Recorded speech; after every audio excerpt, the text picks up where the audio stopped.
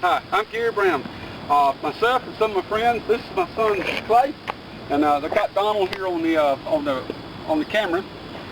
We're the ones that some of the people that put these vehicles together. We were fed up with all high fuel prices. We figured, if you can't find a vehicle that gets the kind of mileage you want, maybe you just have to build it. I was raised on a farm, and I've been around farm equipment all my life. Also, my brother and I have operated a farm equipment rebuilding shop for 30 years. We rebuild farm tractors. We knew that farm tractors were much more fuel efficient than automobiles. And I've always felt like there was a little dirty politics involved in that thing somewhere.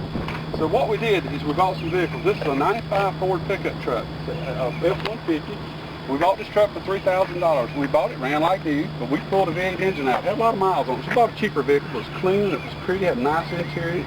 So we pulled the gasoline engine out. And what we did is we went to install a 4-cylinder Ford tractor motor, because we mostly work on Fords. But the 4-cylinder was too heavy, so what we did is we went back and exchanged. We took the 4-cylinder motor back out and put a 3-cylinder in. So from the very start, I was making one mistake after another. Even though the 4-cylinder was too heavy, it would have been much smoother than the 3-cylinder. The 3-cylinder did not have enough horsepower, so I added a supercharger to it, which was $3,700. I'm doing everything wrong. That's what I told people to start with. When you start something like this, you're going to do everything wrong you possibly can, I guess, to start with. So we went back to 3-cylinder with the supercharger to boost the horsepower. Now, these things aren't that hard to build. You can buy things. This came out of a wood chipper machine. It had a 4-cylinder Ford motor in it. It had the bell housing, clutch, pressure plate assembly with a disconnect lever. And we took that off. We just put a T5 5-speed overdrive transmission in the back. So we bolted the transmission in the back. We had to make our own motor mounts. We had to make those fit. We had to change the front slip yoke on the transmission and shorten the drive shaft a little bit. Now we added a 12-volt vacuum pump, so we have vacuum to run our brakes, and if you had automatic, it would shift the transmission, which some of the vehicles later on would be. And also this works your air conditioner controls.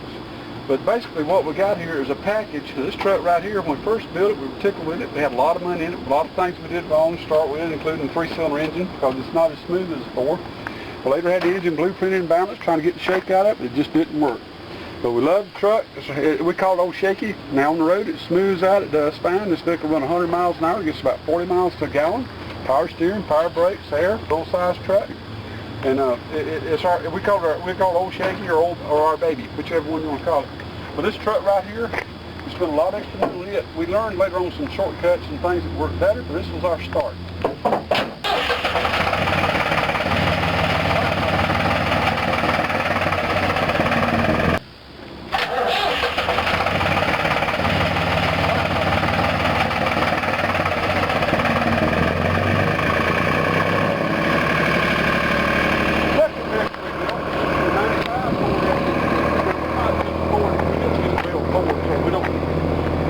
People just to buy Fords. This just happened to be the ones we found for sale that were high miles, low price, clean, pretty bodies and interiors.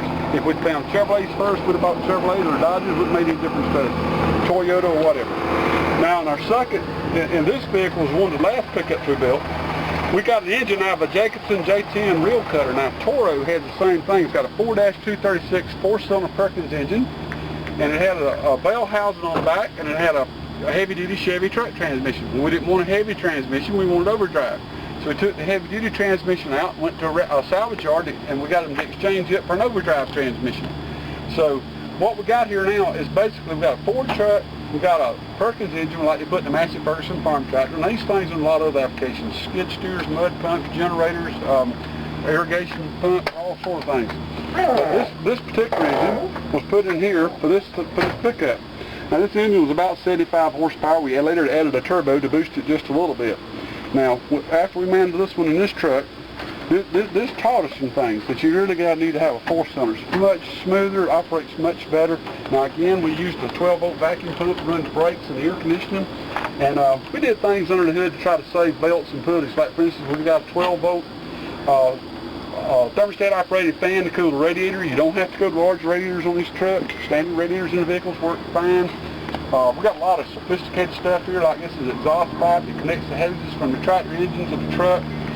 These pipes right here are just water pipes, connect the heater system off this engine. I think that came from Lowe's or Home Depot or somewhere.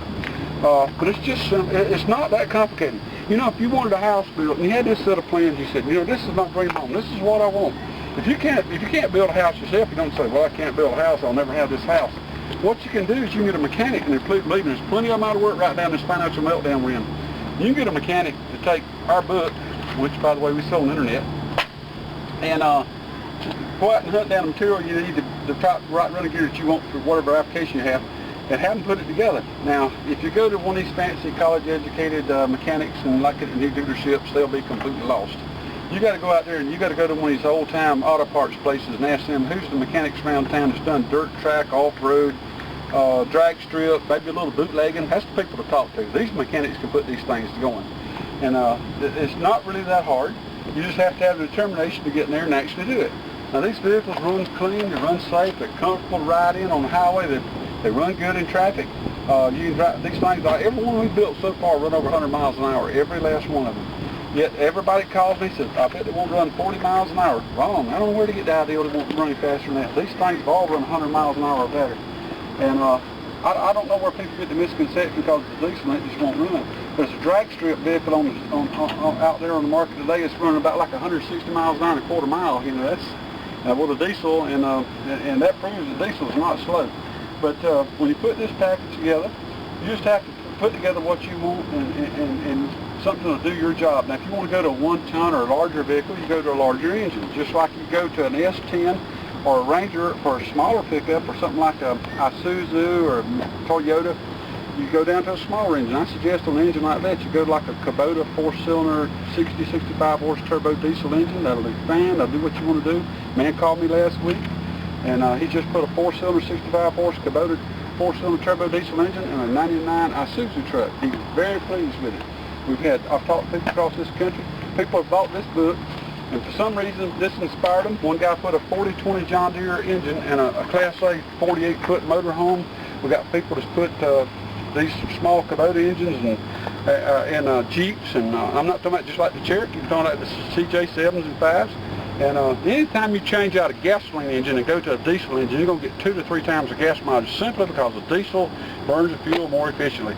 2/3 of the gasoline you pour in that tank, whether it's $2 a gallon or $10 a gallon, blows out the exhaust. Diesel burns about 98% of the fuel that goes through the engine. It's more thorough, it burns the engine, it burns more thoroughly in the engine, you don't have as much waste, and it's much more economical. Now, another thing about diesels last 2 to 3 times as long. It's not uncommon to have diesel powered like Mercedes-Benz automobiles that'll run 500,000 miles without overhaul. And these large trucks, some of them run 500,000 to more miles without overhaul. Diesels generally last longer to get better mileage. They're less finicky. They're easier to service. I just believe that we got a conspiracy to rob us blind. That's the meltdown in this country we've seen in the last few months. I hate to be one that says I told you so, but I told you so. These oil companies will rob us blind.